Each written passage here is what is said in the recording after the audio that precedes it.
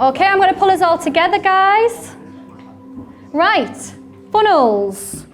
Did anybody add anything to their funnel? Just shout at me if you did. Don't be shy. Yeah, the automated email thing, we need to do that. Definitely.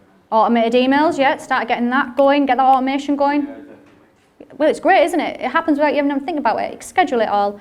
Somebody else shouted there? Yep. I added evaluation and follow-up. Great. Evaluation and follow-up as well there. Anybody else add anything to theirs? Yes? An abandoned cart email marketing. Ah, yeah. One I've looked at on Millionaire before and I haven't set up yet. Mm-hmm. Yeah, absolutely. So if you've got something where people come in and they bounce back off, abandoned cart's a great one. You can use MailChimp. We use ActiveCampaign for our email automation systems. You use what, sorry? ActiveCampaign we use.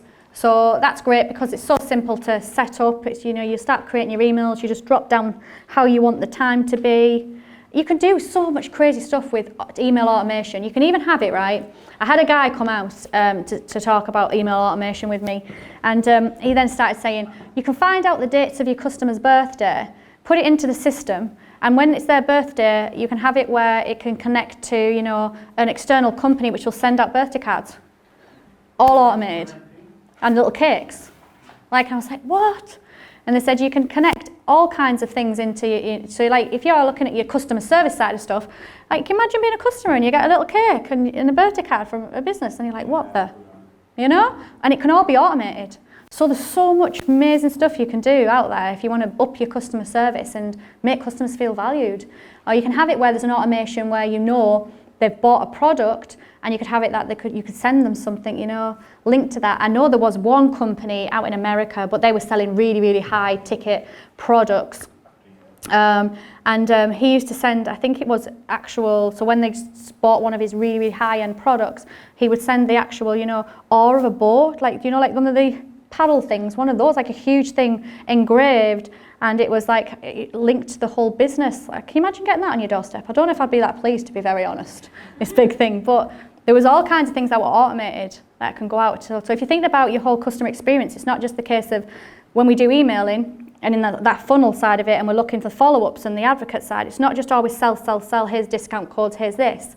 It's really important to get value across, to explain your products, explain your journey. I follow a guy who, he has products that he sells, but he sells them in such a way that I feel like I know him. I get emails of where he's been with his kids. I get emails about, some problems he's had in his life so far and his challenges, and then he very carefully loops it back into the business. And I've never met him, but I feel like, I read his emails and I feel like I know him. Has anybody ever felt that before with somebody? And then you're on the journey with them. So there's so much you can do to, keep your customers in with you and that retention, which is massive. What sort of cost are the automated sort of systems that you can buy?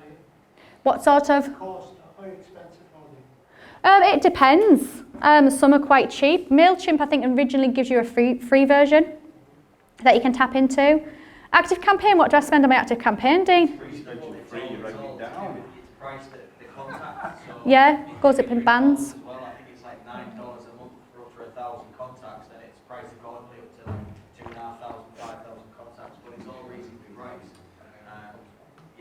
Do that. We stole that to Gemma for the birthday. That was your idea. Have you nicked it, have you? We sent them a half birthday, and all we say is that happy half birthday. Book your party when it's actually your party. I like that. Yeah. But there's all these things you can do, and that's all automated, happening in the background without you even having to do anything. And what the great thing about your emails is it personalises them all as well. So everybody's names goes into the right spots where you want them to go and all that information. You just put your little code in, which is really simple to do. And then you can direct people to other products, you can direct people to other pages you want them to follow. Just stay in there, in front of their mind, educating them. And if people don't want to be part of it, they want to subscribe, unsubscribe as well, that's perfectly fine.